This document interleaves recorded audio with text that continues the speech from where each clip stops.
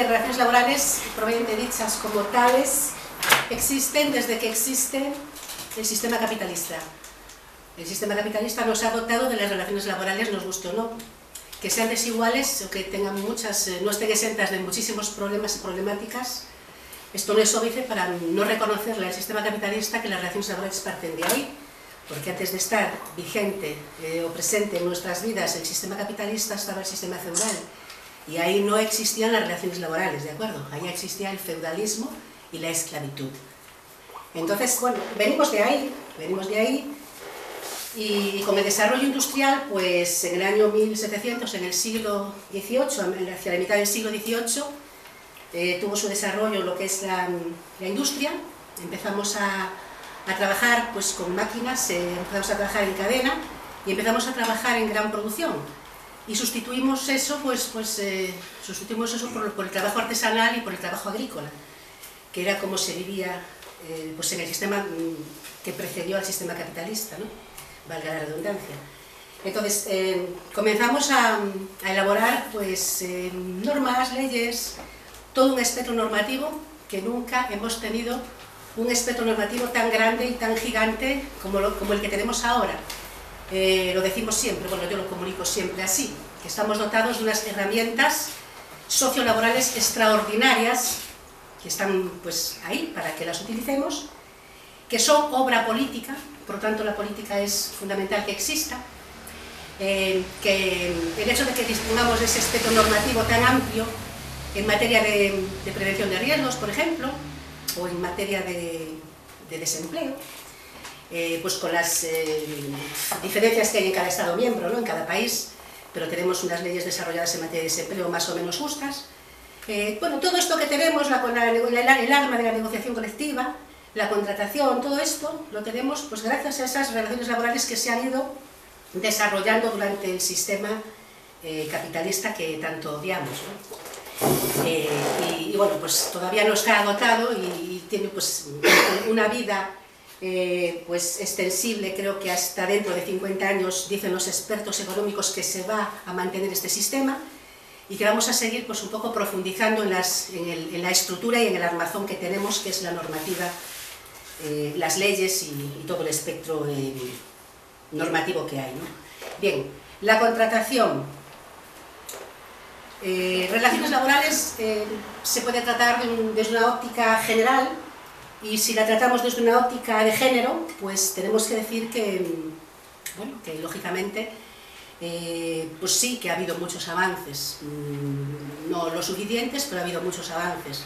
Sin embargo, tenemos que decir que el propio sistema produce una discriminación elevada pues en cuanto a la contratación de mujeres y en cuanto a sus características, a las características del contrato, y bueno, falla y fracasa a menudo la negociación colectiva, porque la negociación colectiva está en manos de los agentes sociales, y los agentes sociales generalmente no son mujeres, son hombres los que negocian los convenios en las empresas, ¿no? Y son hombres los que negocian los convenios en las empresas porque son mayoritariamente hombres los que están prestando servicios en ellas.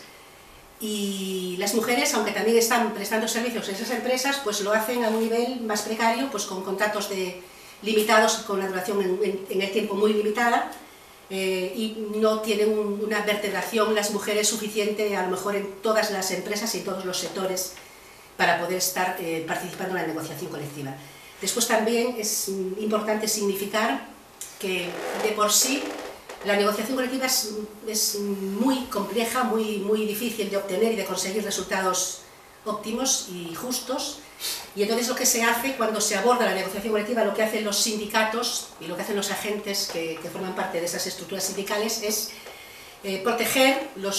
intentar proteger los actuales derechos que tienen, tratar de consolidar o de conseguir también algunas otras cosas, pero que siempre van a estar preferentemente por encima de los derechos más específicos de las mujeres, porque, por ejemplo, se trata de preservar el salario, ¿no? De que el salario no merme, y que no merme la calidad del salario y que no mermen las condiciones de trabajo.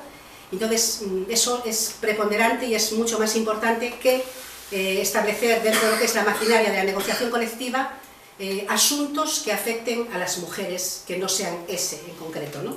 No sé si me estoy explicando bien. O sea, tú cuando negocias un convenio colectivo es tan difícil de conseguir la negociación y estás en una posición casi siempre tan débil, porque es muy difícil movilizar a los trabajadores, que lo que intentas es preservar lo que tienes y no andar con muchas conquistas a mayores, porque esas conquistas a mayores que tienen que ver con el feminismo y con la justicia social hacia la mujer, pues pueden alterar lo otro que ya tenemos. Por poner un ejemplo para que se me entienda mejor, por ejemplo, al abordar la negociación colectiva, nos preocupamos mucho del salario y de conseguir una suba salarial suficiente o una suba salarial de cierta calidad, pero pues sacrificamos el tema de la prevención de riesgos por conseguir pues, mejoras más o menos sustanciales o mantener lo que ya tenemos, ¿no? Entonces sacrificamos partes de las relaciones laborales muy importantes para preservar el salario, porque es lo que más nos importa y la tendencia es esa. Entonces, si hacemos ese sacrificio, cuando hacemos una negociación colectiva, mucho más sacrificamos cuestiones puntuales que tienen que ver con la mejora de las condiciones laborales de las mujeres, ¿no? O desarrollar pues, un plan de actuación pues, para prevenir el acoso, para detectar el acoso, por ejemplo. Eso también queda aparcado porque no es tan necesario, ¿no? Si lo comparamos con las partes más vitales de una negociación colectiva, que son eso, la estructura salarial, que es lo que vamos a vivir. Parece contradictorio, pero es así. Cuando abordas la negociación colectiva lo haces desde esa óptica, y sindicalmente es la mentalidad que hay configurada. Bien. La contratación, ahora voy a dar datos, pero genéricamente o generalmente la contratación de las mujeres está en España bastante ralentizada, en el sentido de que no se produce una contratación significativa de tipo fijo, contratación fija o durable en el tiempo. Está afectando mucho más la temporalidad en los últimos 10 años, en el último decenio. La temporalidad está aumentando de forma pues, bastante preocupante. La negociación colectiva está también bastante ralentizada y los sindicatos están en una posición de aguantar lo que ya tienen porque no tienen o no tenemos o no tienen capacidad de aumentar pues, condiciones mejores o de conseguir condiciones mejores en un nivel genérico. La representación o la subrepresentación sectorial, que yo quiero también significar aquí, pues está muy afectada por una falta de políticas de equilibrio, ¿no? De equilibrio de los dos géneros. El género, bueno, cuando hablamos de género hablamos de una construcción psicosocial del elemento humano, ¿no? Es decir, cuando hablamos de sexo, si hablamos del sexo femenino o del sexo masculino, nos referimos casi siempre, cuando se habla de eso, la tendencia es referirse a establecer las cortas diferencias que hay entre un sexo y otro. Y cuando hablamos de género, le damos mayor dimensión a esas diferencias, porque no hay solamente diferencias físicas o psíquicas, sino que hay diferencias en relación a la forma de vivir, a la forma de pensar, a la forma de construir la vida alrededor, el ente humano, mujer u hombre, ¿no? Bien, la subrepresentación sectorial que afecta a la mujer es una consecuencia de una falta de políticas orientadas a conseguir ese equilibrio necesario, porque el 50% de la población humana es mujer y aproximadamente un 50%, un 51%, un 52% como máximo somos mujeres, y no tenemos representación lógica acorde con ese porcentaje pues en las estructuras de las empresas ni en las estructuras tampoco políticas. Bien, esto es muy difícil de conseguir en una negociación colectiva siempre y cuando las empresas no asuman y no se sitúen en el escenario que está intentando dirigir o redirigir los estados a través de la Unión Europea. Bien, es que bueno, quería decir quizás antes de entrar de lleno, de seguir entrando en este asunto, me gustaría clarificar un aspecto muy importante, porque cuando hablas de relaciones laborales o hablas de materia preventiva o hablas de otras cuestiones, pero yo me voy a centrar en estas dos, resulta que la Unión Europea es especialmente importante. y es especialmente importante que protejamos como trabajadores y trabajadoras esa Unión Europea. Porque yo sé que aquí pues, puede haber movimientos que pues con los acontecimientos de ahora mismo y de muy recientes son o están muy enfrentados con lo que es la Unión Europea y lo que eso significa, ¿no?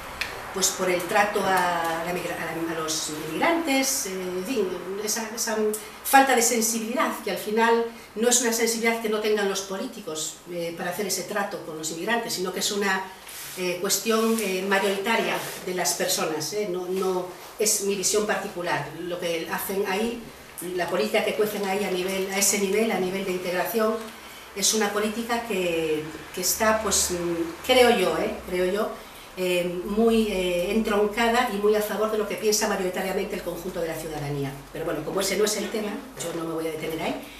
Solamente quiero decir que a ese nivel, si la Unión Europea no es importante o es criticable su actuación, resulta que a nivel de relaciones laborales y a nivel de prevención de riesgos laborales, que es una parte muy importante, importantísima y fundamental de las relaciones laborales y de la salud, pues resulta que el marco normativo proviene todo de ahí.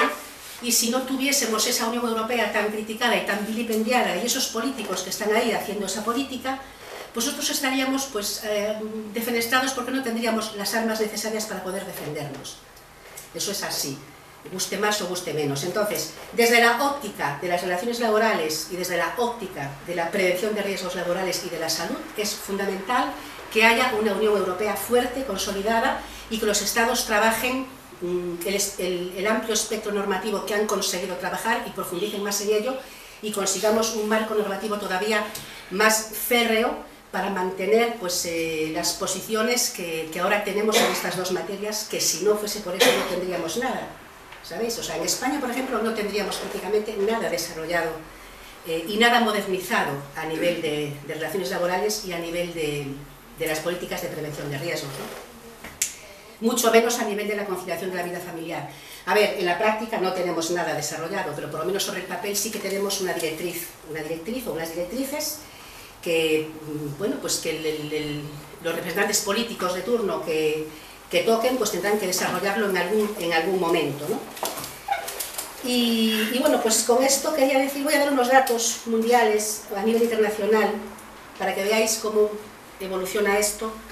A nivel internacional, bueno, primero voy a clarificar esto que tengo por aquí. Vamos a ver. Es de perogrullo, pero bueno, por si acaso haya personas que no controlen esta definición. Bien, el feminismo, dentro de lo que es las relaciones laborales y a un nivel global, en todos los ámbitos y aspectos de la vida de las personas, el feminismo es algo que hay que aplicar dentro de nuestras vidas, no solamente a nivel de las relaciones laborales. Porque el feminismo, según la definición de la RAE y según la definición de Naciones Unidas, es la que estáis viendo ahí. Entonces, eso es de perogrullo, eso tenemos que saberlo todos. Todos tenemos que saber que el feminismo es eso. Es una doctrina, es un movimiento que exige que las mujeres pues, tengan iguales derechos que los hombres en materia sociolaboral o en materia sociopolítica o en cualquier ámbito de la vida de las personas. Y el machismo, pues es eso lo veis ahí. Está así, definido. Entonces, no, son conceptos completamente antagónicos, no son lo mismo y generalmente, pues, bueno, generalmente en ciertos sectores de la sociedad pues no se entiende esto, no se sabe. Entonces es importante decirlo. No está específicamente relacionado con las relaciones laborales, sino que está específicamente relacionado con la forma de vivir en todos los ámbitos, decía antes, ¿no? Es el menoscabo, la depreciación, el desprecio, la dominación, el sometimiento, la utilidad sexual, el servilismo, el impedimento del desarrollo social de las mujeres, provocado por una actitud machista de los hombres, ¿no? Y dicho esto, me gustaría dar unos datos, decía yo, a nivel mundial, internacional, a nivel internacional, de cómo están evolucionando las cosas, para después pasar a daros una información a nivel de aquí, de lo que es España, lo que es nuestro país, ¿no? Y vamos a ver si lo encuentro por aquí. Vamos a ver, aquí estamos, vamos a ver. Se dice, se especula en este momento, las organizaciones, las asociaciones, las estructuras que que están también dentro de la propia Unión Europea analizando todo esto. Una de ellas, por ejemplo, el Foro Económico Mundial, que es un organismo que se encarga pues, de estudiar, elaborar encuestas, elaborar estudios sobre cómo evoluciona cada país, sobre la situación de la mujer en cada país en concreto, ¿no? Se prevé que la igualdad laboral, en lo que son las relaciones laborales, se consiga en el año 2095. Es una previsión. Es una previsión, no sé si a lo mejor, pues, no sé si hasta qué punto puede ser real. A ver, es una previsión que la sacan de los actuales datos que se manejan ahora. Y es una previsión que sale de cómo son las políticas de igualdad que se están implementando en los Estados miembros, ¿no? Entonces hay unos resultados sobre esas políticas, hay unos resultados de contratación, hay unos resultados de situación de la mujer y elaboran esta conclusión. Entonces, bueno, si todo sigue así, si sigue este ritmo de actuación en los distintos Estados miembros, si no baja ese nivel de interés que tienen la Unión Europea, sobre todo, es que soy una defensora ultranza de la Unión Europea, es así, y si no baja ese nivel, insisto, de interés de la propia Unión Europea, de los Estados miembros en cumplir esas prerrogativas que están elaborando y esas directrices y esos programas y esos acuerdos legislativos, en el 2095 se logrará la igualdad laboral, parece que es un indicativo real.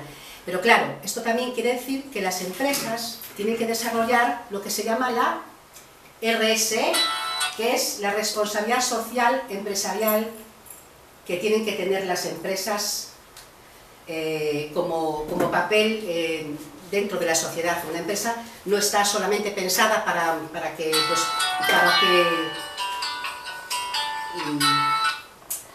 que las personas, o sea, para que los accionistas de esa empresa o los propietarios de esa empresa ganen dinero de forma indiscriminada, sino que las empresas tienen que tener lo que es la responsabilidad social que les impone la Unión Europea. Eso quiere decir que las empresas tienen que jugar un papel empleador, pero tienen que jugar un papel también de desarrollo de las características feministas. Cuando digo características feministas, quiero decir que el feminismo no es, o sea, el feminismo es una forma de vida, no es una forma abstracta que tenemos ahí, es una forma de vida, es una forma igualitaria, de buscar la igualdad. Entonces, esta forma de buscar la igualdad se denomina feminismo y hay que desdramatizar pues, otros contenidos que puede tener a lo mejor el concepto en sí, ¿no?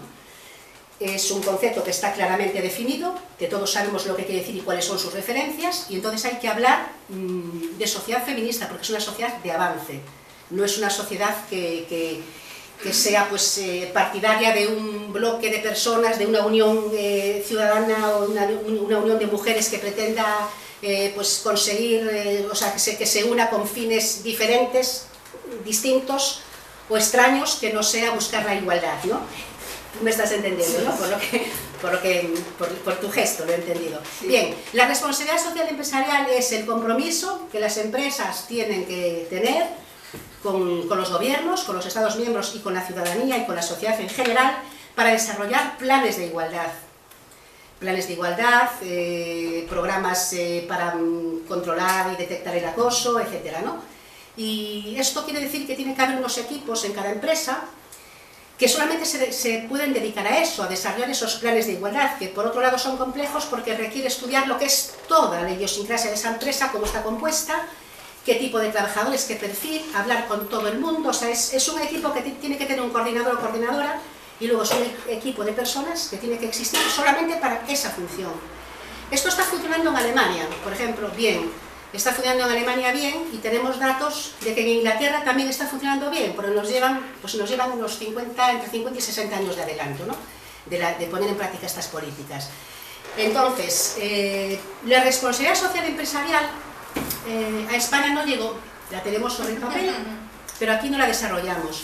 Solamente en algunas empresas grandes, en algunas grandes empresas sí, que están empezando de una manera incipiente a establecer esos planes de igualdad de los que os hablo y a contratar a esos equipos de integradores sociales y de personas analistas que conocen bien su trabajo y que pueden hacer una radiografía de la empresa y de cuáles son las situaciones de desigualdad que se padecen y de detectar pues, los posibles riesgos para que no aumenten esas situaciones de desigualdad que hay, ¿no?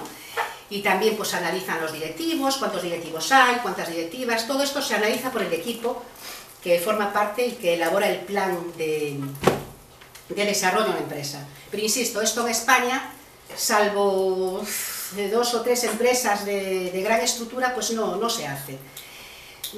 Tampoco, a ver, las empresas pequeñas que no tengan un número de trabajadores suficientes, que no tengan una vertebración sindical o que no tengan a partir de 50 trabajadores, no están obligadas, las que están por debajo de esa cifra, a desarrollar estos planes de igualdad, que son las pymes, pequeñas y medianas empresas, no están obligadas a eso. La ley comunitaria no les obliga a desarrollar eso, pero sí que les obliga a tomar medidas tendentes a evitar las desigualdades sociales, no con planes específicos, pero sí con otro tipo de programas, Es decir, que ninguna empresa puede vivir al margen de la implantación de lo que es el espectro normativo que nosotros importamos de la Unión Europea, que es donde se cuece todo esto. Todas estas leyes, todos estos programas se diseñan ahí. Bien, a nivel mundial, a nivel internacional, se analizan 142 países y se lleva haciendo este trabajo durante 9 años de investigación. Se analiza pues, la trayectoria de todos estos países a nivel de igualdad y sobre todo se analizan las materias de educación, de salud y de supervivencia y de la tasa de igualdad de las mujeres respecto de los hombres en cada país. Pero no estamos hablando de la Unión Europea, esto es a nivel internacional. Esto se hace se miden los parámetros hasta de la India, es decir, se cogen lo que es una amplia representación pues de los países del mundo, ¿no? Y entonces, de estas estadísticas, para elaborar y evaluar pues cuál es el nivel de desigualdades que hay, pues se llega a la conclusión de que a un nivel general, ¿vale? En materia de igualdad, la tasa de igualdad está en un 94, entre un 94 y un 96%, según el Foro Económico Mundial. El WEF es una articulación de ese foro. Y además de esto, bueno, hay otros datos que no son tan favorables, como por ejemplo ¿no? Este que os pongo por ahí, y conseguir la equidad en la potenciación política. A ver, los países que están consiguiendo mayor equilibrio social entre mujeres y hombres son países donde las mujeres están participando activamente en la política y donde las mujeres pues están incorporándose a la vida laboral. Pero si hablamos a una escala mundial, resulta que esto está sucediendo solamente, aunque parezca extraño, y eso es algo que lo ha constatado ya este foro, se ha producido esto en el último decenio, en los últimos 10 años. En los últimos 10 años, desde el 2006 para aquí, ha habido unos avances significativos a nivel mundial. Pero claro, a nivel mundial estamos hablando de países como la India o estamos hablando de países como Sudamérica, ¿no? Donde se han producido ciertos avances, pero claro, no son significativos para nosotros, son significativos para ellos. Lo que pasa es que en el conjunto de todo lo que es la unidad orgánica que forman los países en el mundo, pues claro, es un avance significativo. Nosotros no lo notamos, pero claro, en Chile pues sí que lo pueden notar, porque en Chile o en cualquier otro país sudamericano resulta que las mujeres están consiguiendo cotas de poder. Nosotros lo notamos menos porque tenemos un avance. Los que estamos más avanzados vamos más despacio.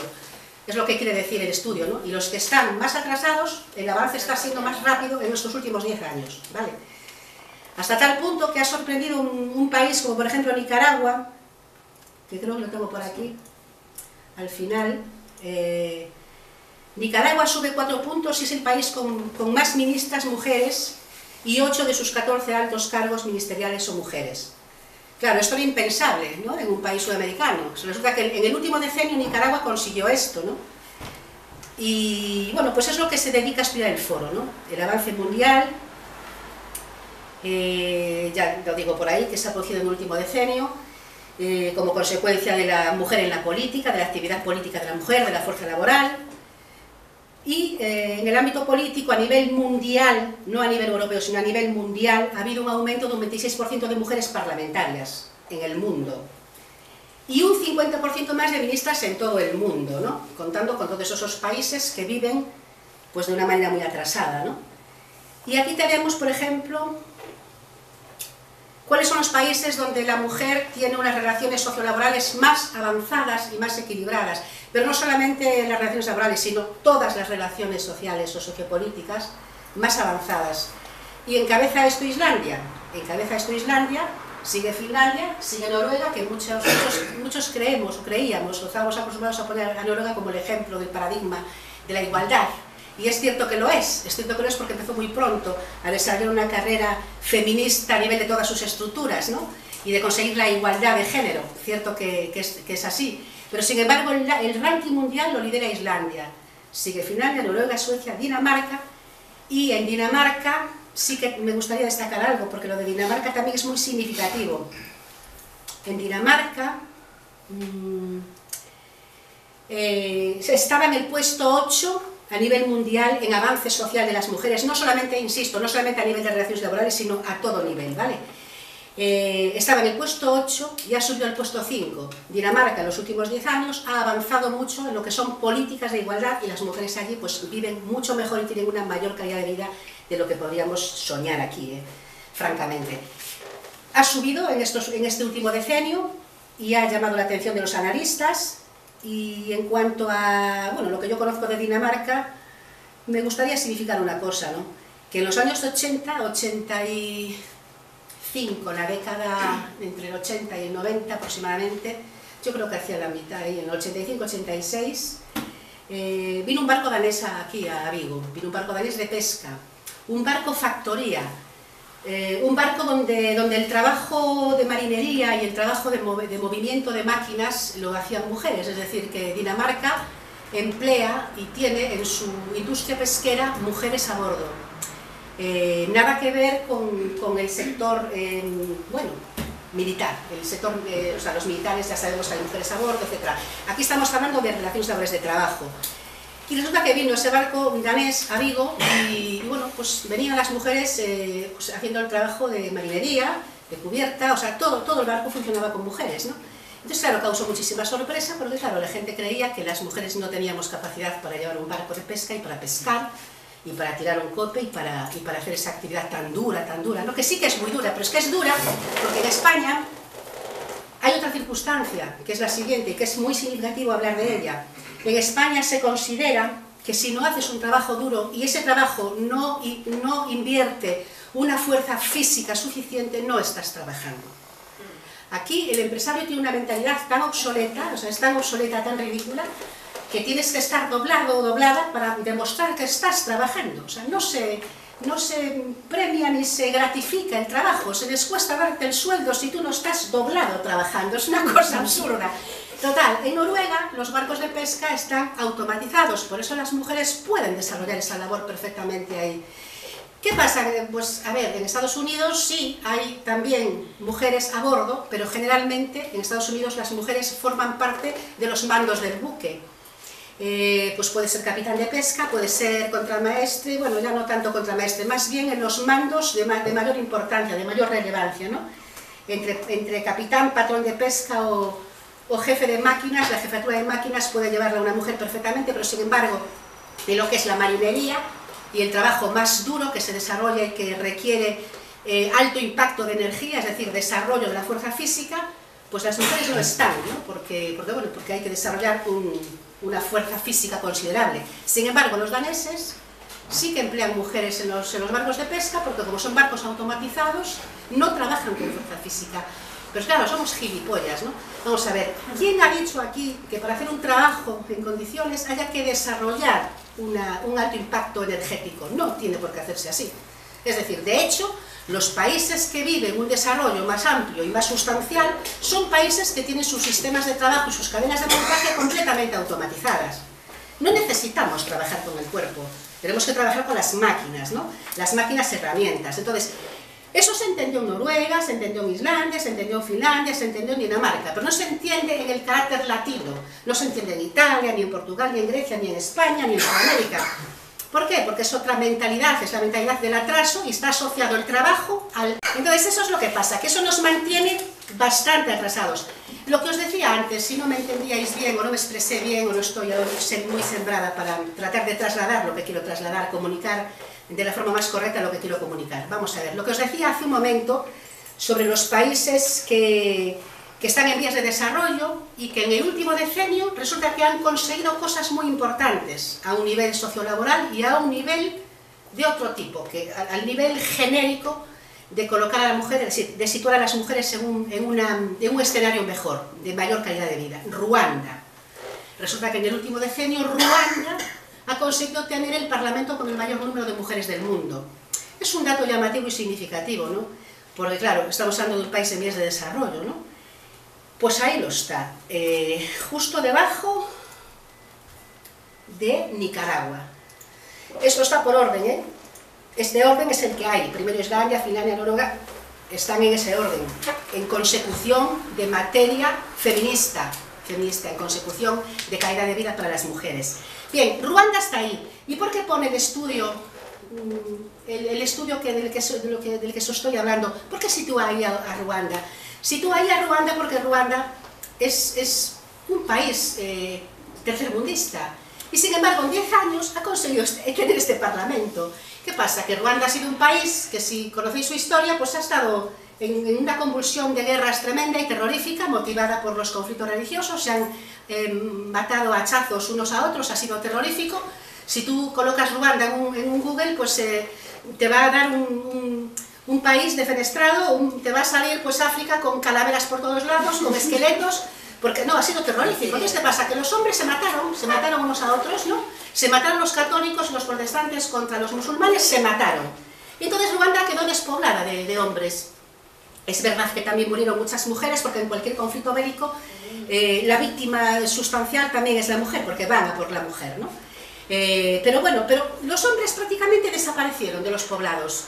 Entonces, ¿qué pasó? Que las mujeres tuvieron que asumir el mando en Ruanda, el mando de todo, volver a configurar una nueva Ruanda, y entonces la están configurando, y claro, entonces están ellas pues ejerciendo alcaldías y ejerciendo pues eso, pues hasta juzgados de paz y cosas de este estilo, al estilo de ellos, claro, al estilo de lo que ellos conocen y de cómo funciona su raza y su propia idiosincrasia, ¿no? Pero están haciendo ese trabajo. Por eso Ruanda tiene ese parlamento. Y después está Irlanda. Irlanda, el dato significativo que me gustaría dar de Irlanda, aparte es un país que lo conozco bien porque estuve allí trabajando y conociendo cómo es su configuración mental, la configuración mental de los trabajadores y trabajadoras.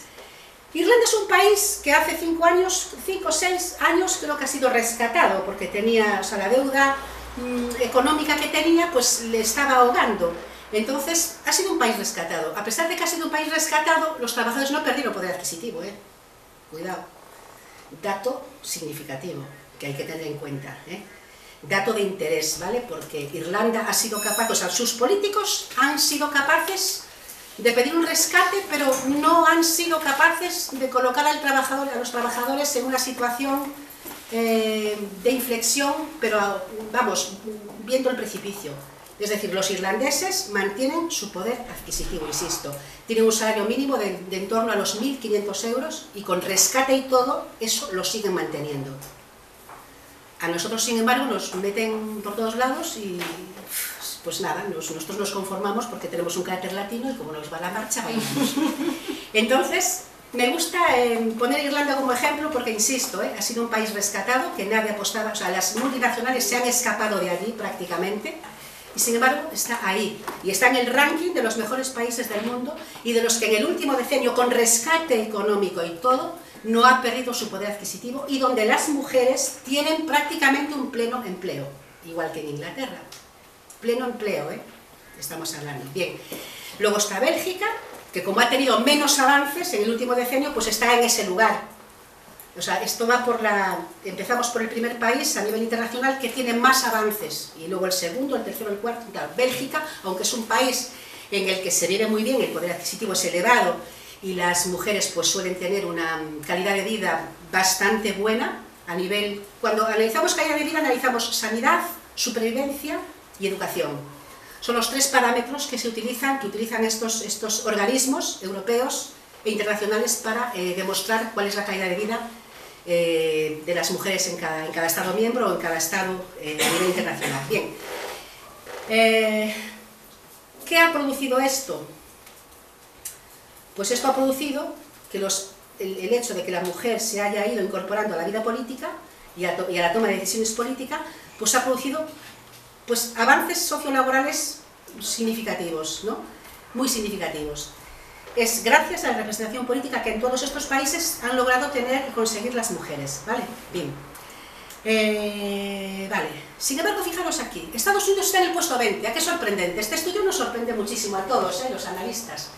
Estados Unidos se va al puesto 20, está al final, porque en el último decenio Estados Unidos no ha conseguido grandes cosas para las mujeres, ha perdido calidad de vida de la mujer en Estados Unidos, ¿vale? Estamos hablando de la gran potencia, las grandes potencias económicas. Sorprendentes los datos que estáis viendo ahí, fijaros bien en estos datos. Estados Unidos va al puesto 20, no porque se viva peor en Estados Unidos que en Ruanda, obviamente no es así, sino porque Ruanda ha hecho un esfuerzo encomiable, gigantesco, pantagruélico, en 10 años, y Estados Unidos en 10 años ha hecho, pues eso, el vago, ha reducido la calidad de vida de las mujeres, ¿no? Eso es lo que quiere significar el estudio. Bien, Brasil ha descendido al puesto 71. Claro, es que Brasil, es que Brasil ya tiene un golpe de Estado pues muy fascista, un estilo muy dictatorial ahora mismo, y está pues entrar en juicio pues todo lo que tiene que ver con el panorama, el escenario político actual que Brasil vive, ¿no? Pero bueno, Brasil es un país que no emplea mano de obra femenina.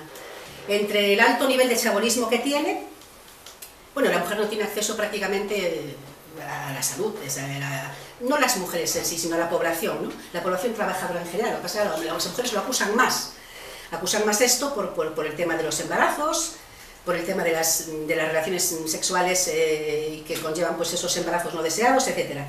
Pues el escaso control médico que rodea todo eso, y bueno, pues Brasil pues se va al puesto 71 porque ha perdido una gran calidad de vida, ¿no? En lo que se refiere a salud, educación de las mujeres. Y luego tenemos Rusia, China y la India, que bajan a los puestos 75, 87 y 114. La India está en una fase de retroceso abismal, ya es un país atrasado y tercermundista, pero en el último decenio ha todavía enquistado más y empoderado más esa situación terrorífica. La India tiene un problema enorme. China, pues es sorprendente porque el dato en China, a ver, se estaba colocando en todas partes con carteles de neón que China era una potencia de recuperación económica y que, bueno, pues que iba a estar dando el pulso económico a nivel mundial a Estados Unidos, y sin embargo China, pues a nivel de lo que son relaciones laborales y de la calidad de vida de las mujeres en relación a educación, insisto, educación y sanidad, que es lo que comprende las relaciones laborales, está fracasando estrepitosamente China.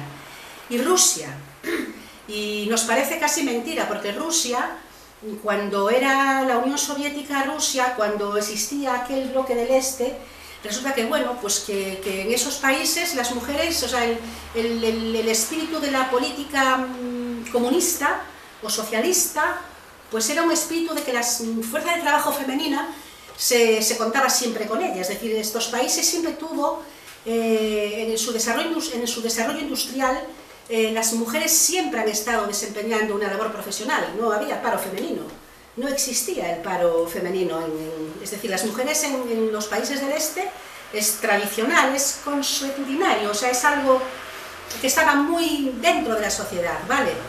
Es decir, había... ¿Perdón? ¿Políticamente? Políticamente también, sí, políticamente también, porque tú veías los parlamentos cómo estaban constituidos y siempre veías mujeres en primera fila. ¿En Rusia?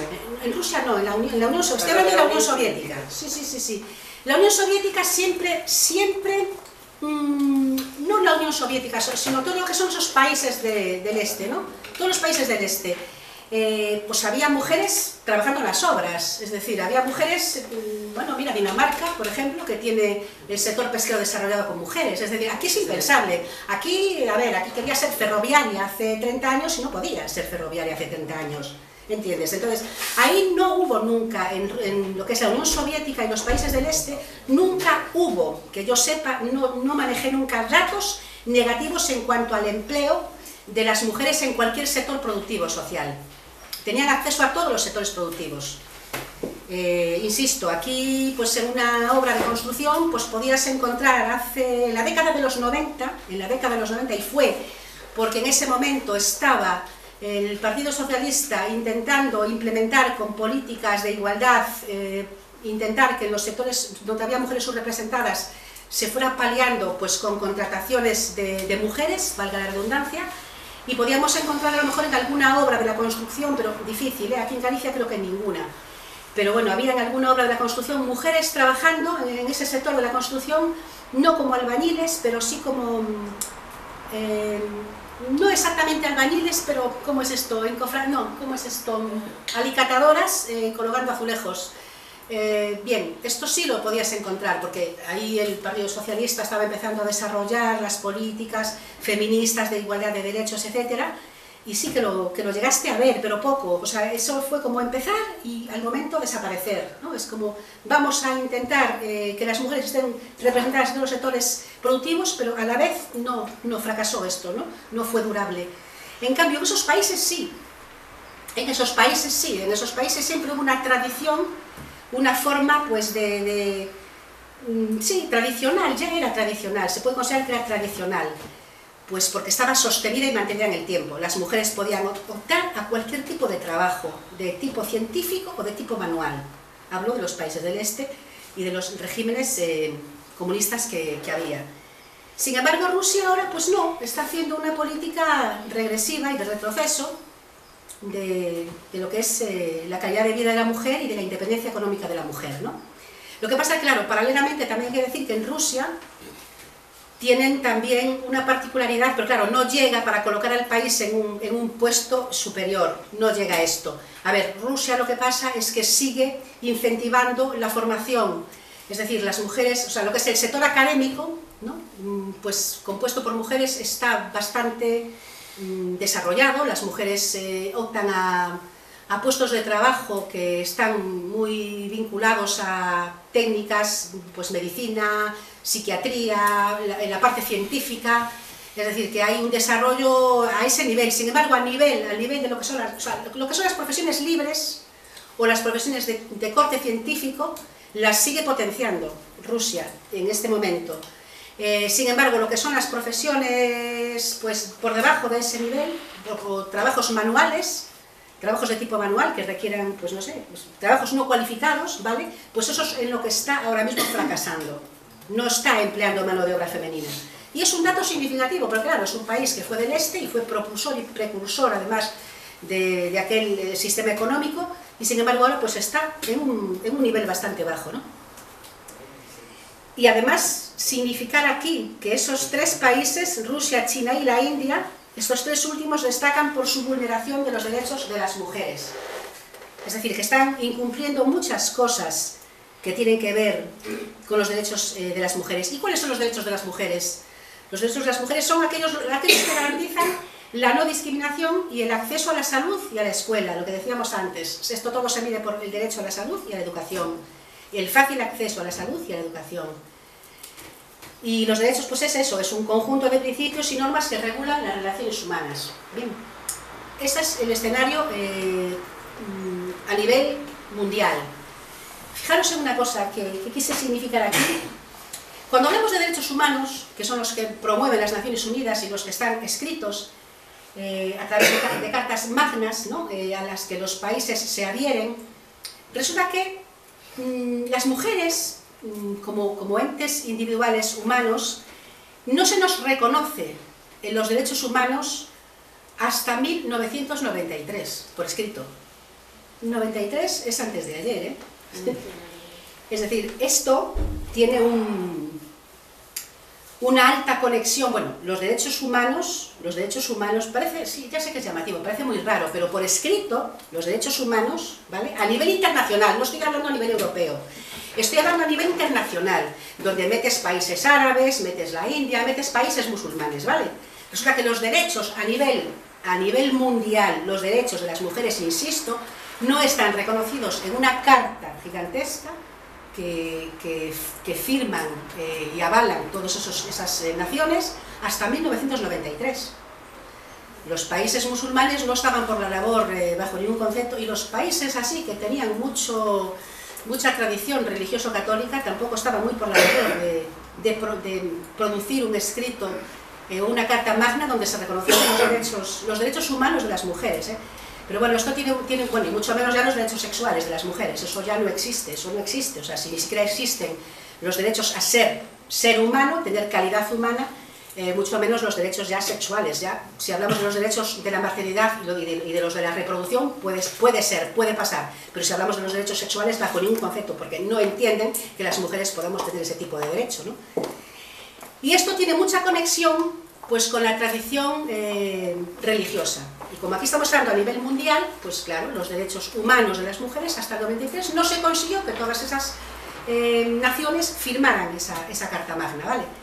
Entonces, claro, todo lo que nos pasa se arrastra pues de la historia que nosotros mismos creamos, ¿no? Fijaros que en las declaraciones modernas y en las cartas magnas que pueden tener las constituciones, los textos constitucionales que tenemos, en Europa, por ejemplo, ahora sí que voy a hablar del marco normativo europeo, ¿vale? Fijaros en el dato, esas declaraciones modernas, el derecho a la ciudadanía, por ejemplo, el derecho de ciudadanía, ¿vale? Que se produjo después de la Revolución Francesa, no se reconoció hasta 1971. O sea, es que vamos a ver, es que las religiones en el mundo han impedido que las mujeres fuéramos catalogadas como seres humanos, ¿eh? Las mujeres éramos animales de granja, en la historia humana éramos animales de granja en la antigua Grecia. Las mujeres son animales de granja en cualquier país islámico, son animales de granja, o sea, no están consideradas como personas, no tienen el estatus humano, de ser humano. Ser humano es el hombre. Fijaros lo que digo al final. El derecho se articuló partiendo de la base de que el sujeto de lo humano era el hombre y no la mujer. Es que esto es lo que han enseñado las religiones. Entonces, todo esto afecta a las relaciones humanas de hoy en día a las relaciones sociolaborales de hoy en día. Arrastramos esto porque tuvimos una historia equivocada y negra, ¿no? Y manipulada. Entonces, pues a veces decimos, bueno, pues no tenemos los derechos suficientemente desarrollados, pero claro, si comparas con anteriores momentos humanos, momentos de la sociedad humana, pues es el mejor momento posible, ¿no? Y cuando esto sea pasado, el próximo futuro espero que sea el mejor momento posible. En la década de los 70, el feminismo demandó una revisión de los derechos humanos a nivel internacional, pero estamos hablando de los 70, yo nací en el 64, y en el 70, es decir, unos poquitos años después de haber nacido yo, el movimiento feminista estaba aún reivindicando una revisión de los derechos humanos para integrar a las mujeres en ellos. Es monstruoso, ¿no?, lo que estoy diciendo. Es altamente impactante, ¿verdad? O sea, es algo que es casi incomprensible. Pues es así.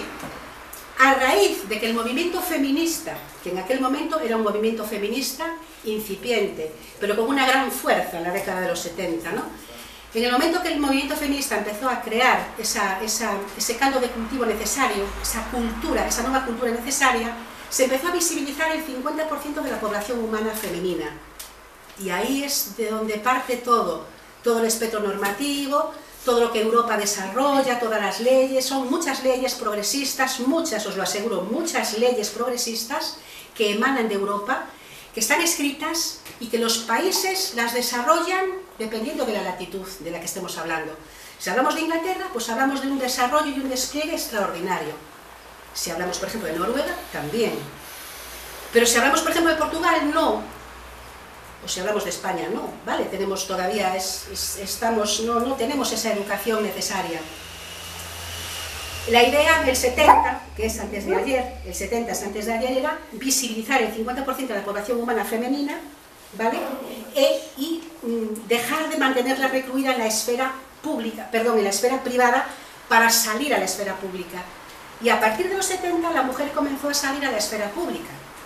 Bien, a nivel europeo estoy hablando, ¿eh? Ahora hablo a nivel europeo. Y desde que la mujer sale en los 70 a la esfera pública, pues lo que consigue es,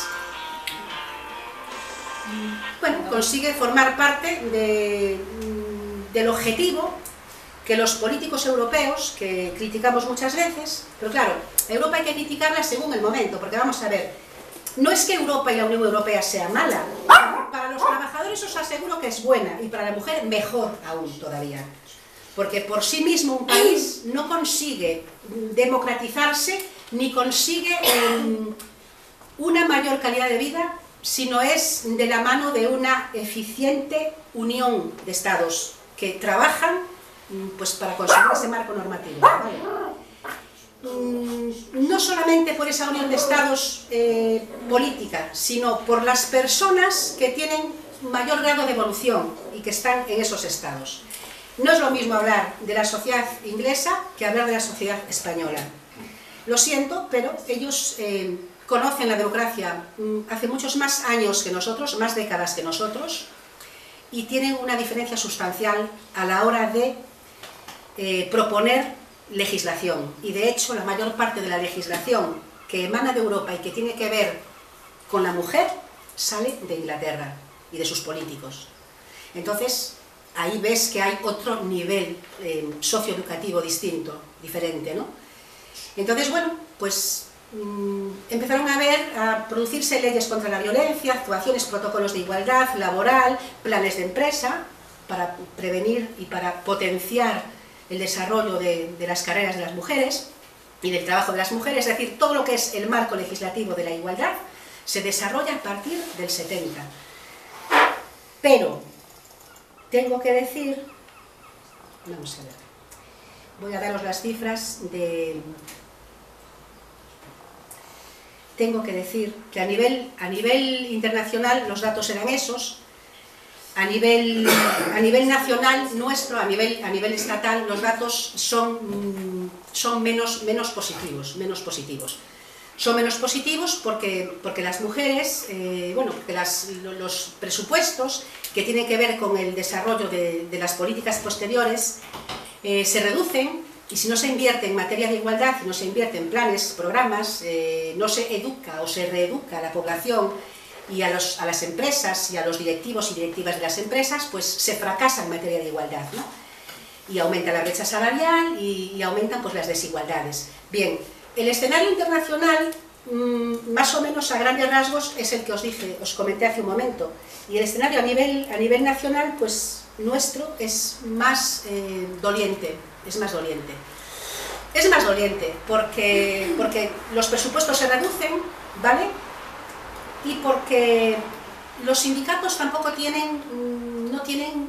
A ver, la calidad sindical en este momento es una calidad que está a la baja, ¿no? Lo sabemos todos que está a la baja y que requiere pues una maniobrabilidad que sitúe a las fuerzas sindicales en una posición, en un escenario que consigan ser la voz de los trabajadores.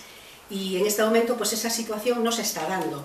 Lo que pasa que, claro, a ver, esto tiene que dar a lo mejor algunas vueltas de campana y pues los sindicatos tendrán que tomar algunas medidas para poder afrontar las actuales situaciones a nivel global, ¿no?, de los trabajadores. Y dentro de eso pues se espera que con el actual marco normativo europeo los sindicatos pues lo utilicen para situar a la mujer en un plano pues suficiente e igualitario, ¿no? Pero claro, si nos falla el arma sindical a las mujeres, pues eso nos dificulta muchas cosas. O sea, es que es algo lógico, ¿no? Si el sindicato no tiene una fuerza necesaria, nosotras tampoco podemos crecer de una manera individual y al margen de las conquistas de los trabajadores, porque la conquista sociolaboral, si hablamos de asuntos sociolaborales, la conquista está muy vinculada a lo que consigamos todos los trabajadores. Entonces, bueno, aquí en España lo que hay es que establecer un plan especial de actuación y desarrollar pues los mecanismos de igualdad que Europa nos ha dado, ¿vale? Y eso pues está en los cajones, no se ha cogido ese plan de igualdad, está por escrito, está dotado de un presupuesto, pero no está siendo abordado por el gobierno español. Pero no es que no esté siendo abordado por el gobierno español actual, es que tampoco se abordó por el gobierno español anterior. Entonces está pues en recesión. Nuestra posición como mujeres ahora mismo está en recesión o está estancado y en recesión, vamos a decir, ¿no? Depende del sector del que estemos hablando, ¿no? Y depende también de la comunidad autónoma de la que estemos hablando. Vale, vamos a ver. Los permisos de paternidad, que es una de las situaciones que necesita un cambio radical, automático, y situarlo al nivel que tienen el resto de los Estados miembros, sigue siendo muy inferior, o sea, ridículo, ¿vale? No hay un permiso de paternidad avanzado, como se demanda, y bueno, pues la ley orgánica para la igualdad efectiva de mujeres y hombres depende mucho de que las mujeres dispongan de mayor tiempo y de que los hombres compartan más situaciones y sean más partícipes de la vida familiar y de la crianza y del cuidado de los hijos, ¿no? Y bueno, esa falta de corresponsabilidad provoca que muchas mujeres no estén situadas a tiempo completo en los puestos de trabajo. También supone que los empleadores, las empresas, no apuesten generalmente por las mujeres para tener una continuidad laboral, porque ven la maternidad como una amenaza y ven pues, que las mujeres podrían no tener la capacidad de llegar a asumir puestos directivos y que en un momento dado, a la hora de elegir entre la familia o la maternidad y el trabajo, pues pudiesen causar algún desequilibrio en la empresa, ¿no? A nivel directivo. Esto está muy extendido, esto es así, está muy extendido, y aunque tengas una gran capacidad intelectual o un desarrollo pues, académico importante, luego ves que en el mercado laboral te limitan porque no cuentan contigo para asumir grandes parcelas de la empresa o grandes áreas de la empresa en las que se exige pues eso, una confianza y una pues continuidad sin que haya pues ninguna laguna de maternidades ni cosas de este estilo. Y como eso pues está muy precario, pues eso hace que las mujeres no se consoliden en España, ¿no? En España no hay una verdadera contratación, o sea, una verdadera... Se dice que las mujeres están presentes en la vida pública y que que las mujeres han dado el salto evolutivo a la incorporación de la vida laboral, pero en España eso no es cierto, ¿eh? O sea, en España eso no es cierto. En España es cierto, pero entre comillas, o sea, en España lo que hay es un avance, bueno, más orientado a la contratación parcial, ¿vale? Y sigue habiendo una gran dependencia de las mujeres respecto de los hombres, o sea, hay una gran dependencia de la mujer respecto del marido, hay una gran dependencia de si se produce un divorcio, a que esa mujer no pueda después vivir por sí misma con sus propios recursos. O sea, eso lo tenemos aquí de forma muy extendida. O sea, esto de que ese planteamiento que se hace de que la mujer está incorporada a la vida laboral en España no es cierto, ¿eh? En España hay una enorme dependencia. Y bueno, eso pues provoca pues que las mujeres acepten pues trabajos en negro, economía sumergida, remuneraciones muy pequeñas, es decir, porque las mujeres, a ver, tú te divorcias, te puedes divorciar, a ver, un sujeto es divorciable a cualquier edad, ¿no? Pero generalmente se están produciendo estadísticamente divorcios dentro de lo que es el segmento entre los 43 años hasta los 54. Ese segmento de población es altamente divorciable. Es que el aburrimiento cuando llegas ahí es la hostia, es total. Entonces, claro, es lo que pasa, pero claro, pero ¿qué pasa? Que ahí si tienes una mujer que se ha dedicado a cuidar de sus hijos y a darle el biberón a su marido, ¿no? Pues he dicho darle el biberón a su marido. Pues nada, luego te encuentras con una persona que está fuera del entorno laboral, fuera de la perspectiva del empleo y con unas carencias significativas en la formación. Y bueno, esto añadido al actual escenario, pues eso, que tampoco tienen una incentivación suficiente, el mercado laboral aquí nunca ha funcionado bien. No funcionó bien, pero no porque no haya capacidad en las mentes de los trabajadores, sino porque no hay capacidad en los políticos que nos gobiernan. Es distinto, ¿eh? Es diferente el tema, porque, a ver, aquí hay un desequilibrio de tipo socioeconómico en relación a lo que son las empresas y las ganancias que las empresas perciben y el beneficio que se tiene que revertir en lo social, en las prestaciones y en la propia reinversión empresarial. Esas claves que he dicho así rápidamente, pues a lo mejor no da tiempo a pillarlo, porque tiene que tener a lo mejor un desarrollo ya monográfico solamente para hablar de eso, ¿no? Pero el tema es así, el tema es que aquí, como en Portugal o como en Italia, Los empresarios ganan demasiado dinero y no se revierte en lo social, ni en la prestación, ni en la propia empresa. Es decir, el empresario gana mucho dinero, pero gana mucho dinero para él, para sus caprichos, para su vida. Es decir, no hay una mentalidad... Yo tengo un sobrino de 30, bueno, ahora tiene 32, tenía 30 en ese momento, que ha estado en Inglaterra, que es súper guay, trabajando de au pair, ganando 800 euros, pero estaba interno. Sí, seguro, tenía un seguro privado que le pusieron los dueños, los jefes, un seguro privado que le pagaban, pero no estaba en la seguridad social, no pagaba lo que haya allí en Inglaterra, no pagaba nada, simplemente le pagaban un seguro y le pagaban 800 euros por estar toda la mañana. Llevaba al niño, les daba de comer, y lo llevaba al mayor al colegio, se quedaba toda la mañana con la niña pequeña, hasta que llegaba la madre o el padre, uno de ellos, a mediodía, y entonces él se iba a estudiar. Luego volvía a las 7 de la tarde y tenía que encargarse de bañarlos, hacerles no sé qué, no sé cuántas, dormía allí evidentemente, por eso le pagaban tan poquito. Quiero decir, a ver, que sí, que en Inglaterra están por encima de nosotros y no lo voy a criticar eso, pero también tienen sus trampas, ¿eh? Vale, voy a ir contestando así, porque sí, yo creo que sí. A ver, ¿o no? ¿O queréis hacer preguntas todos juntos? No, vamos a ver, es que, claro, sí, habrá a lo mejor, claro, que gente que incumpla, ¿no? Es más difícil que sea un inglés, al que le pase eso. Esto es porque hacen un aprovechamiento indebido de la mano de obra barata que procede de los países del sur. España, Grecia, Portugal, Italia, ¿vale? Pero es que es muy difícil, ¿no? La humanidad, el ser humano, es muy difícil que tenga un comportamiento, pues así, legal en todas las situaciones, ¿no? Entonces, a ver, sí, siempre vas a encontrar ese tipo de situaciones, claro que las vas a encontrar, pero yo estoy hablando desde una óptica general.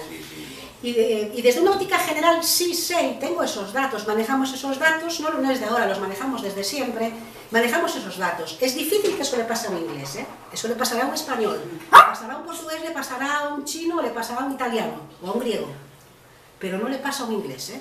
A un inglés no le pagan, a un inglés no le pagan ni Dios 800 euros, te lo digo yo, porque se los estampa en la cara. Y si es a un irlandés, uff, no te quiero contar, lo afecta. Entonces, es que depende del país, de la latitud en la que nos movamos, ¿entiendes? Pero bueno, sí, sí, seguramente habrá más ejemplos, claro. Vale, espero non enrollarme moito, porque a medida que ibas charlando e ia facendo anotacións de cousas que podía coincidir e cousas nas que non podía coincidir, non?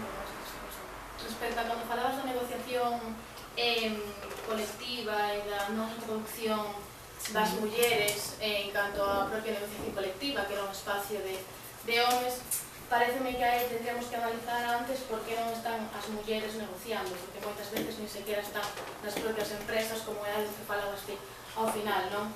Non están pola economía sumersida nas que está a sociedade do Estado español e da Galiza, sobre todo pola precariedade actual. O sea, non somente en termos de mulleres, senón en termos de mocidade tamén, e non somente por precariedade e economía sumersida, senón polas consecuencias das dúas últimas reformas laborais, pola proliferación das ETTs e dos plans de garantía juvenil que falle o Estado, non?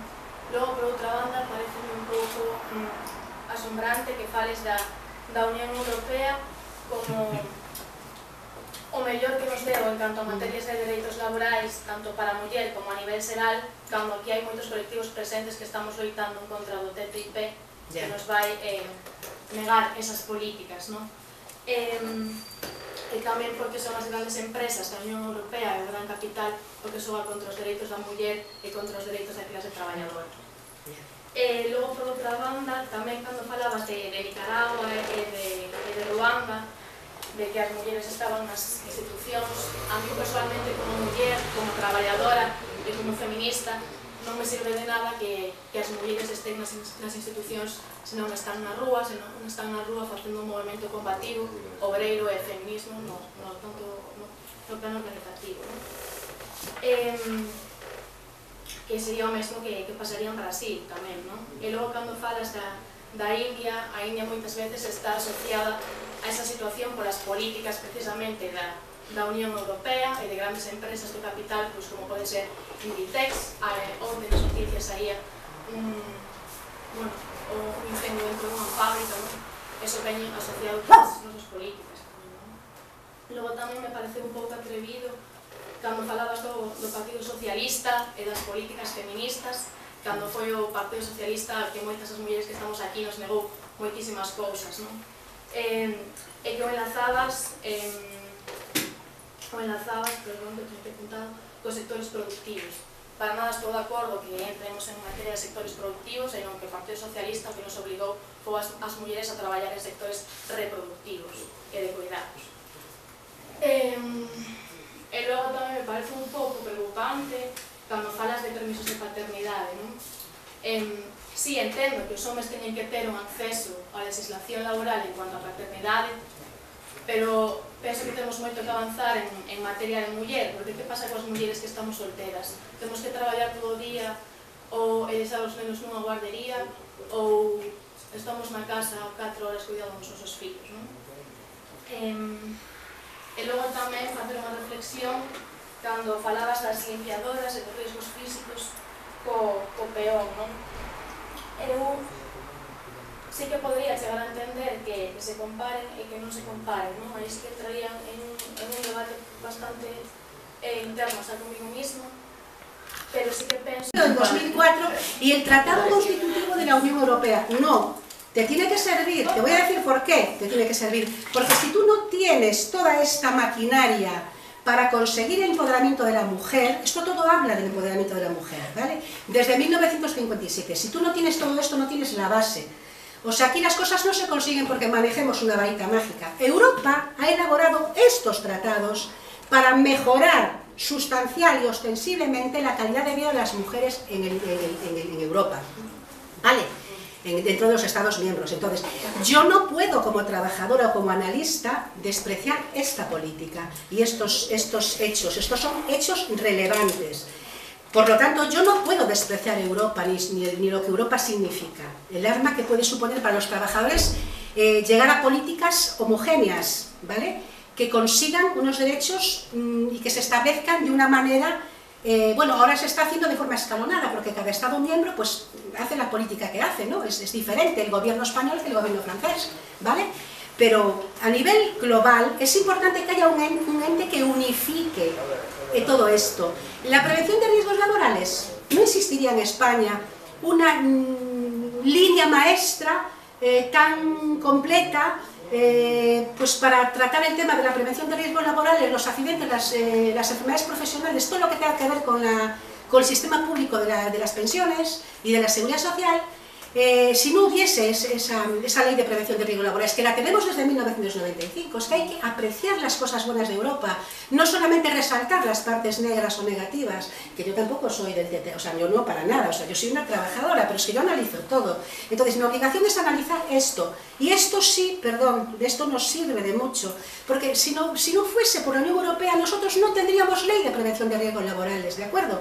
Tendríamos unos decretos obsoletos que andan por ahí circulando, son decretos que regulan distintas cosas de la prevención de riesgos, pero que no es la ley de prevención de riesgos que importamos en el año 1995 y que configura un nuevo marco normativo muy avanzado, yo diría que avanzado en extremo para lo que hemos conocido aquí en este país, desde el año 1995. Entonces eso para mí tiene una enorme validez, porque yo gracias a esas leyes vivo mejor y mi vida laboral se desarrolla mejor. Todo esto, las cartas de los derechos fundamentales, los acuerdos de política social, todo eso emana de Europa. Nosotros no seríamos los mismos si no tuviésemos esto, os lo aseguro, ¿eh?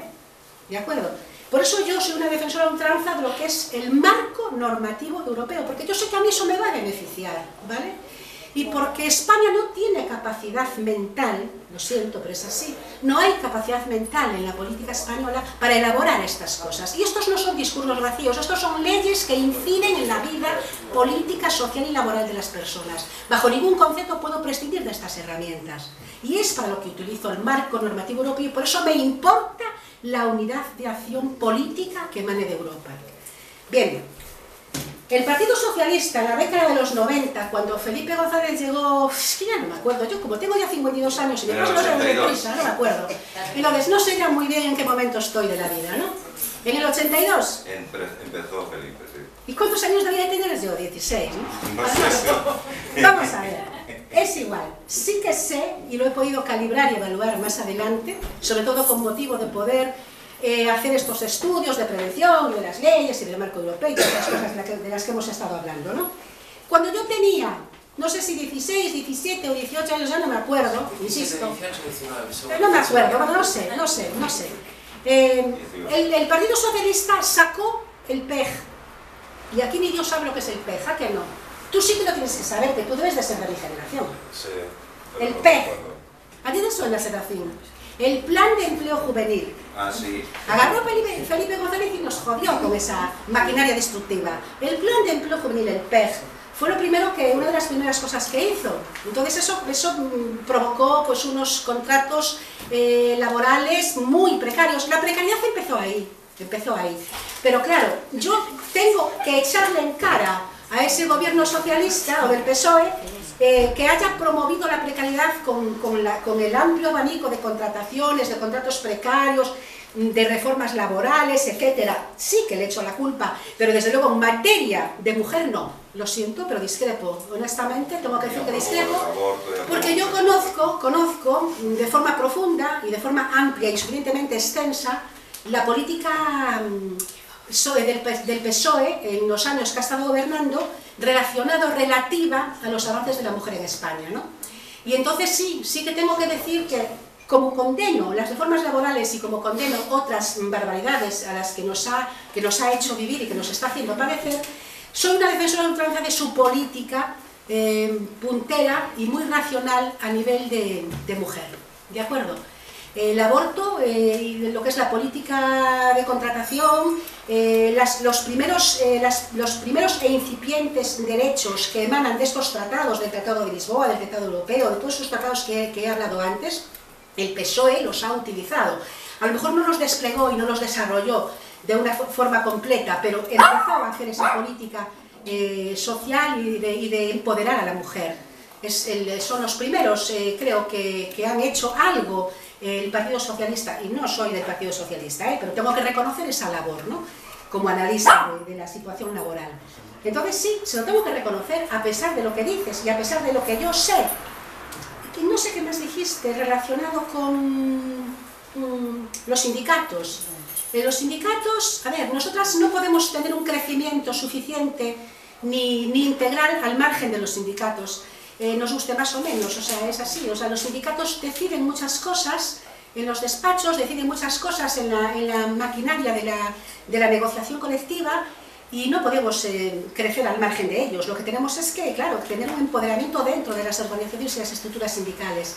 ¿Qué pasa con los sindicatos? Yo que estuve pues 25 años en los sindicatos, no en uno, en dos, soy cambiachaquetas. Sí, soy cambiachaquetas. Cuando una chaqueta no me sirve, me compro otra. Vamos a ver, sí, estuve pues muchos años en la UGT, llevando un sector que además es de hombres, que es el sector pesquero, y lo llevé durante muchos años en distintos cargos organizativos, y después también estuve en acción sindical en comisiones obreras, ¿no? Entonces, vamos a ver, yo tengo una vida sindical bastante dilatada, grande, os lo digo, grande, y bueno, me siento muy orgullosa de ella, ¿no? Vamos a ver, sindicalmente los sindicatos hacen un par de cosas mal, ¿no? Y es que deprecian la calidad femenina, ¿no? El talento femenino, igual que lo hacen las empresas, exactamente igual. Todos estos acuerdos, tratados europeos, disposiciones, prerrogativas, toda esta maquinaria legal que emana de Europa es para conseguir que la mujer se empodere en las empresas, pero también hay que empoderarla a los sindicatos. Los sindicatos es otra empresa más, ¿no? Y ahí todo queda muy diluido. Y sindicalmente después, para quedar muy bien, lo que hacen es promover escuelas de mujer, o escuelas de juventud, o escuelas de la madre que los parió. Crean muchas escuelas de cara a la galería, ¿vale? Pero luego dentro de las filas y de sus estructuras cometen muchos errores. Sí, lo hacen porque yo he vivido todo esto. Entonces, bueno, pues crean la escuela de la mujer e intentan fabricar líderes sindicales mujeres. Sin embargo, desprecian el liderazgo natural que pueden tener las mujeres que llegan al sindicato. Y eso lo hemos vivido muchas, ¿no? Entonces, no sé, tu idea es esa, la mía es que al margen del crecimiento sindical, las mujeres tampoco pueden crecer, por mucho movimiento feminista que haya.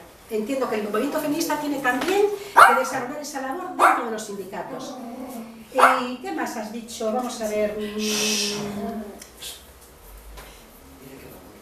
¿Qué más has dicho? ¿Algo de la India? Sí, a ver, bueno, lo dejamos ahí. Lo más importante creo que era esto. Rita. Ya, pero no es cuestión de solucionar, Ángela. Como no estoy acostumbrado a hacer amigos, cada vez hago más enemigos y así voy a seguir haciendo. Lo que tengo claro... Es una introducción, o sea, soy yo.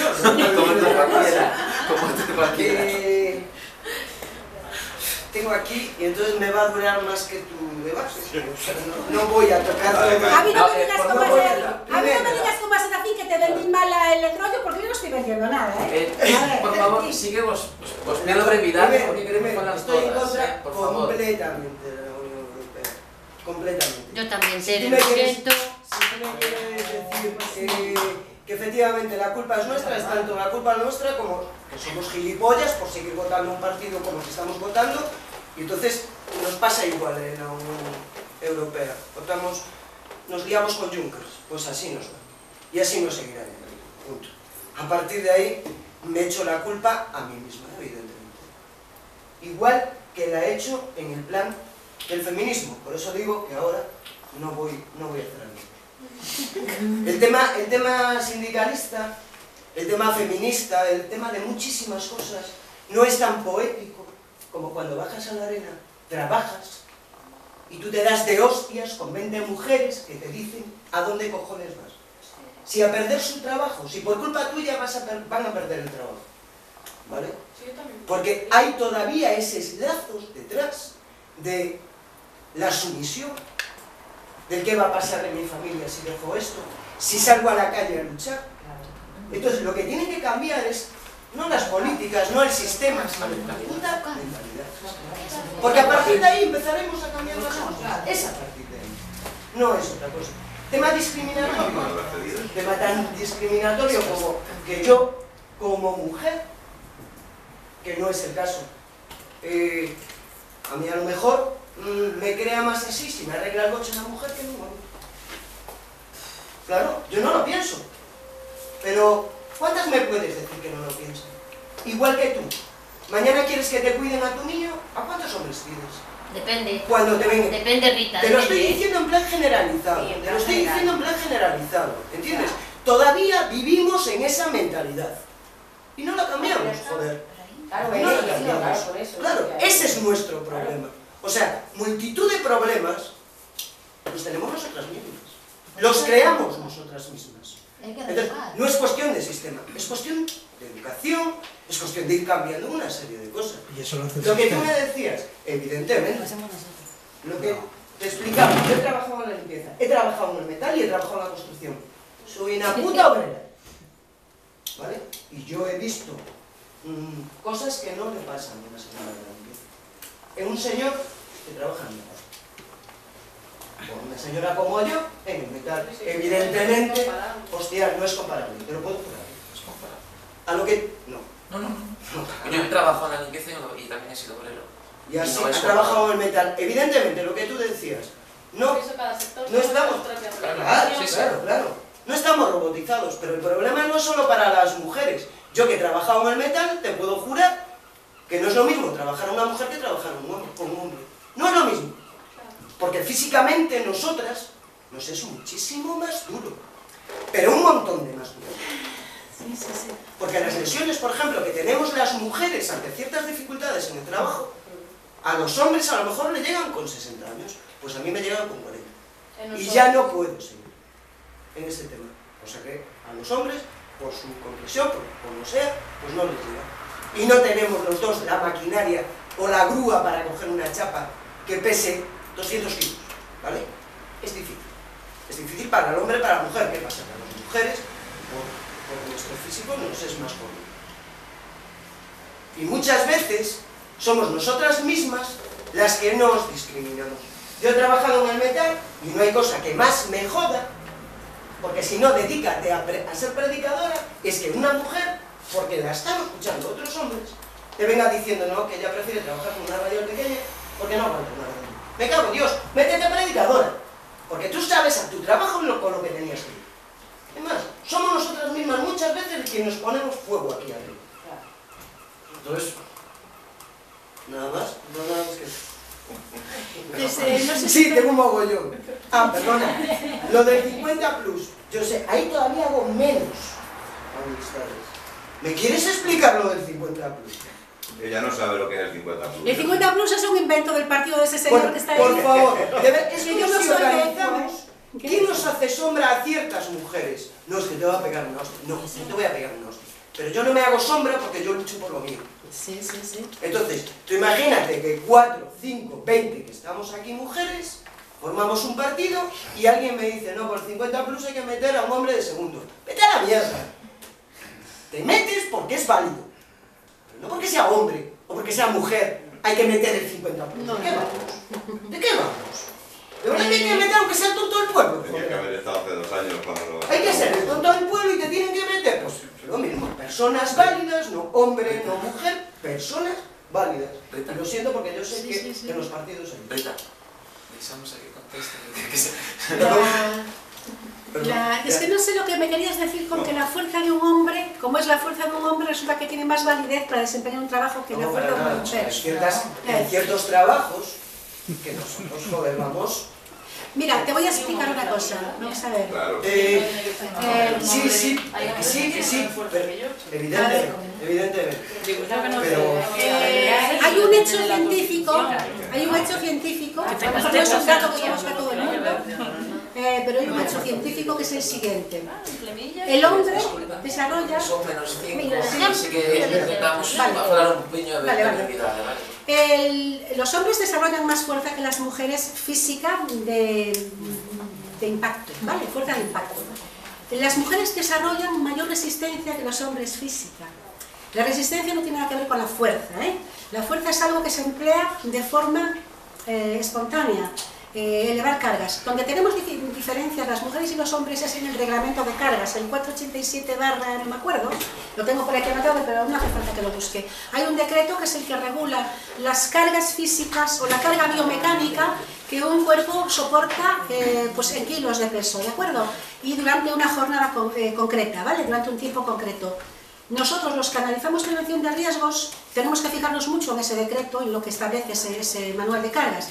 Hay una limitación de cargas para los hombres, carga física, y la carga biomecánica por otro lado, y la carga física de las mujeres es menor. El decreto regula eso perfectamente. Nosotras podemos cargar 5 kilos menos que los hombres. Esa es la diferencia en el decreto, ¿de acuerdo? Bien, es la única diferencia que tenemos, no, 5 kilos no, espérate, eran 25, 15 no, 10 kilos menos que los hombres, ¿vale? Es lo que regula el decreto. Es una de las, es la única cosa, la única especificidad que distingue a mujeres y hombres en un manual de trabajo, en un reglamento de trabajo. Este es un real decreto, ¿de acuerdo? El resto de los reales decretos que componen todo lo que es el espectro normativo laboral en España y en la Unión Europea es lo mismo para mujeres y hombres. Tiempos de trabajo, todo lo mismo. Ya, pero te puedo entonces, poner solamente un la simple carga ejemplo. física... Sí. Un simple ejemplo. Si yo tengo que coger una radial grande y tengo que cortar algo así en una cornisa... Sí. Tú no puedes. Carlos, ¿te llamas? O Diego. Seguramente, yo sí puedo, pero voy a echar menos tiempo. Sí. Lo voy a hacer, lo tengo claro, porque en cuanto... Seguro que yo no puedo. Claro, Seguro que tú haces mejor que yo. pero no sé, es más difícil. Sí. Lo vamos a hacer porque somos más trabajadoras, y lo siento. Sí. ¿Entiendes? Pero bueno, más responsables. Ya. o más A ver, conscientes. es evidente, no voy a decir Pero- yo aquí nada, no lo contrario, es muy evidente que la fuerza física masculina es superior a la fuerza física femenina, ¿no? Pero por eso tenemos que compaginar y desarrollar otras facultades, que tenemos otras facultades. Las mujeres pues pueden ser mejores comunicadoras que los hombres, o mejores vendedoras que los hombres, o mejores abogados que los hombres, no lo sé. Estoy hablando así de forma hipotética, ¿no? O de forma aleatoria. Es decir, todos tenemos facultades que podemos desarrollar unos y unas mejores que otros. Vale, bien, pero esto no es un impedimento para que una mujer tenga una vida laboral plena, demás y demás, ¿no? En cuanto a la paridad, el 50% de las listas, eso está muy estudiado, eso está muy trillado, eso no es que lo diga yo ni lo sostenga yo aquí, eso es que lo sostiene... A ver, todos los partidos de la izquierda sostienen eso, todos, ¿eh? Y es algo lógico, o sea, es que es algo lógico, sí, porque, vamos a ver, si las mujeres no han estado presentes en toda la actividad política y en toda la actividad laboral que tenemos que estar presentes, porque ha habido un altísimo grado de discriminación para eso, es normal que nosotras tengamos unas cuotas beneficiosas positivamente para poder optar a las listas. Pero es que eso está muy estudiado, no es que... eso no me lo sé. No estamos hablando de tontas del pueblo, estamos hablando de personas preparadas, mujeres y hombres. A ver, lo que no se puede hacer es lo que se hace en Brasil. ¿Entiendes? Lo que no se puede hacer es lo que ha hecho ese amigo vuestro, ¿cómo se llama? El griego. A ver, el tripas, yo le llamo tripas. Para mí son tripas. Para mí es una víscera orgánica. Mira, a ver, no sé, lo que no se puede hacer es configurar gobiernos, herramientas formadas por hombres solamente, porque lógicamente somos el 50% de la población, tiene que haber el 50% en todas las situaciones. Pues yo quiero el Kurdistán, ¿sabes? Donde está el ejército de mujeres y ahí se rompe. Bueno, vale. Ahora, bueno, voy a dejar de lado todo lo que se dijo antes porque... O sea, es mucho, cada uno tiene su opinión, pero vamos, o sea, totalmente en contra. Y me encantaría saber la relación que tú haces sobre que los países nórdicos son más igualitarios laboralmente cuando te leo una noticia de septiembre del 2015. Sí. Las cifras de violencia machista en los países nórdicos duplican las de España, Dinamarca, Finlandia y Suecia tienen las cifras más altas de violencia machista en Europa. Bueno, entonces, espera porque no acabé. Entonces, no sé de qué igualdad estamos hablando, o sea, y tampoco sé qué igualdad laboral me estás comentando, o sea, no. Y sinceramente me lo paso por un lado, o sea, me da igual. Si me matan, la igualdad que pueda tener trabajando. O sea, que también que lo pongo en duda, pero vamos. Simplemente me gustaría saber la relación que haces ahí. Bueno, las relaciones sociolaborales son una cosa y un mundo radicalmente distinto a lo que es el ámbito de matrimonio o de relaciones de pareja. No tiene nada que ver, discúlpame, pero no tiene nada que ver. En relaciones sociolaborales las mujeres han avanzado muchísimo. O sea, tú soñarías 3 vidas, 40 años y no llegarías a alcanzar en España los niveles que tienen ellas. Te aseguro que no sueño con eso. A ver, bueno, te digo, nos dan 300 millones de vueltas, o sea, honestamente. Hay violencia de género, claro, es una asignatura pendiente que tienen y por eso están invirtiendo en problemas socioeducativos. O sea, la sociedad perfecta no existe. O sea, si fuéramos perfectos no estaríamos viviendo en el planeta Tierra, estaríamos en otra frecuencia planetaria en otro lado, no lo sé. Eso es verdad que es así, los países nórdicos tienen esa problemática, tienen un alto consumo de alcohol también, porque son países con climas fríos, y bueno, pues tienen una idiosincrasia propia que tienen ellos mismos que estudiar y poner en práctica pues esos modelos socioeducativos que están intentando poner, y que además han estado elaborando, mira, los protocolos para la detección del acoso laboral, por ejemplo, y también de acoso social moving en las aulas, parten de allí y están siendo un auténtico éxito en el resto de Estados miembros donde se están implantando.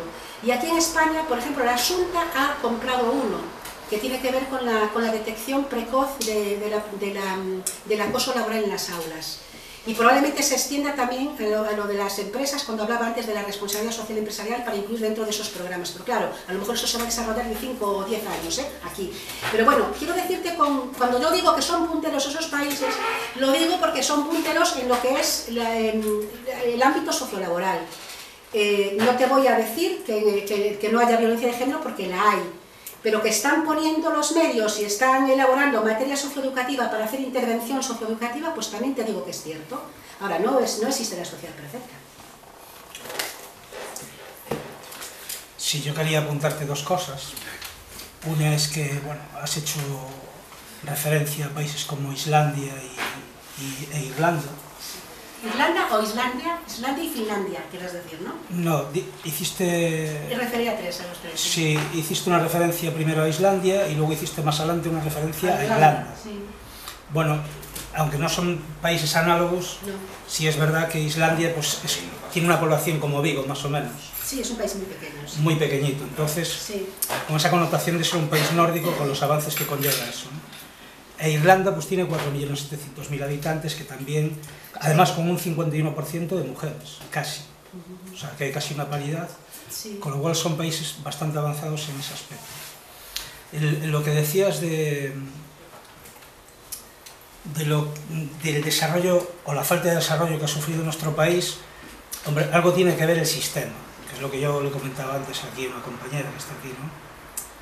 Es decir, hay que entender un poco la idiosincrasia española y de dónde venimos para saber en qué punto estamos. Es decir, aquí no ha habido una ruptura de un fascismo de 40 años y se ha pasado de eso a una oligarquía dimanante de un fascismo. Entonces los poderes fácticos que han dimanado de ese fascismo siguen hoy vigentes, con lo cual pues las sociedades patriarcales en España, y yo aseguraría que territorialmente pueden ser de dinámica distinta, a lo mejor en los países considerados como nacionalidades, como pueden ser País Vasco, que tiene unas normativas específicas, o Cataluña incluso.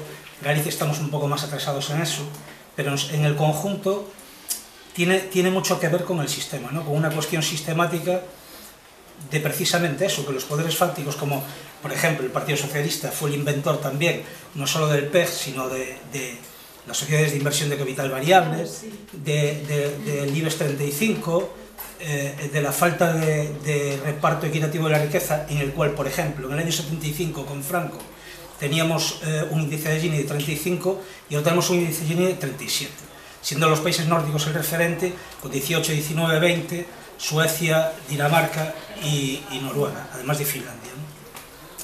¿Qué quiero decir con esto? Hombre, es verdad que hay un déficit muy grande al ser una sociedad patriarcal, pero también muy enraizada con el sistema económico, ¿no? El motor económico, que es lo que hace que unas sociedades avancen o no. Y en este caso España yo creo que tiene ese déficit partiendo de la base de que no ha habido una ruptura. Termino, que ya me está... Antes turnos de palabra y ya llevamos 5 minutos de... Nada, pues ya terminé, era eso básicamente, ¿no? No te voy a discutir eso, obviamente, ¿vale? No lo voy a discutir porque es así. Pero bueno, yo he querido significar en qué ranking están los países del entorno europeo, ¿vale? Y explicar un poco pues, cuáles son las connotaciones que las políticas activas para empoderar a la mujer pues están teniendo esos resultados. Entonces son análisis que conviene saber y por eso los presento. Pero bueno, no voy a discutir para nada lo que acabas de decir. Es una obviedad. Vale, insisto que xa levamos 5 minutos de retraso e temos 3 palabras pedidas dende fai un ratiño, entón que a ver se podemos ter un poquinho de brevidade, por favor, por parte de todos, vale? Quería decir 2 cosas. Yo sí soy de pro-europeo completamente. Me parece que gracias a la Unión Europea hemos avanzado muchísimo, porque España por sí sola, con los gobiernos que hemos tenido, a pesar de que el PSOE ha hecho muchísimas cosas muy bien, pero aún así, gracias a la Unión Europea yo creo que hemos avanzado mucho.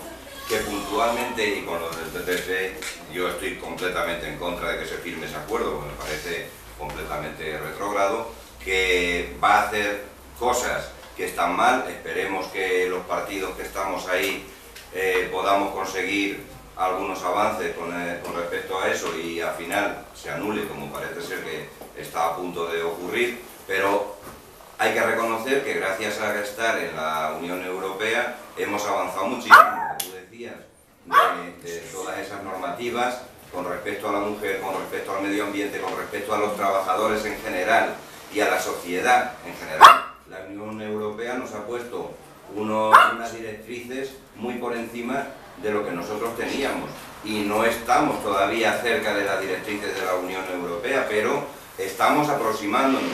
Entonces yo creo que sí es positivo, ¿eh? O sea, yo pienso que la Unión nos protege como país. La Unión nos protege como país. Que nos pueda putear en ese caso concreto, y en otros muchos, que no es solo eso, en otros muchos, pero que si tuviésemos que firmar España con Estados Unidos un acuerdo parecido al TTIP, nos la tenían clavada ya desde hace muchos años. Y gracias a que lo están intentando hacer con la Unión Europea, porque ellos no dejan que se hagan los tratados país por país, gracias a eso estamos donde estamos, si no, nos lo habían clavado ya hace mucho. Eso también ¿Vale? Eso o sea también que también vamos a saber valorar lo que tenemos. Exacto, sí. Y yo particularmente, yo creo que sí, que es positivo todo lo que viene, no todo lo que viene de la Unión Europea, pero en muchos casos sí. Y hemos avanzado bastante y tenemos todavía mucho que avanzar. Otra cosa, con lo del 50+, a ver, es que a mí me hace mucha gracia. Nosotros somos un... Yo no quería hablar de mi partido, pero bueno, me lo habéis puesto a huevo. De tu cooperativa, ahora de tu partido. Que nosotros vamos 2 pasos adelantados con respecto a la ley que sacó Zapatero, por cierto, el PSOE, porque hasta entonces se podían presentar hombres o mujeres, daba igual, y yo entiendo que hay gente, mujeres, que están en contra de lo de poner unas cuotas, porque no tiene mucho sentido que por ser mujer tengas que ir como mínimo de número 3, porque hay que, según la ley española, tiene que haber cada 5 candidatos, tiene que haber como mínimo 2 mujeres. Entonces, nosotros vamos un paso más y decimos, tenemos que poner como mínimo el 50%. Y hemos ido, el año pasado, un paso más, que es lo del 50+, que es que haya un hombre, si hay un hombre de primero, los 2 siguientes tienen que ser mujeres. ¿Por qué? Porque nos da la gana. A eso lo hemos hecho nosotros. Pero también os digo una cosa, y me parece bien, me parece bien porque hay que promover que la mujer se la vea ahí. Que las otras mujeres, y voy ahora lo enlazo con lo siguiente, que las otras mujeres vean que las mujeres pueden estar ahí en política y pueden hacer cosas en la calle, no solo en su casa, que es lo que están acostumbradas a hacer.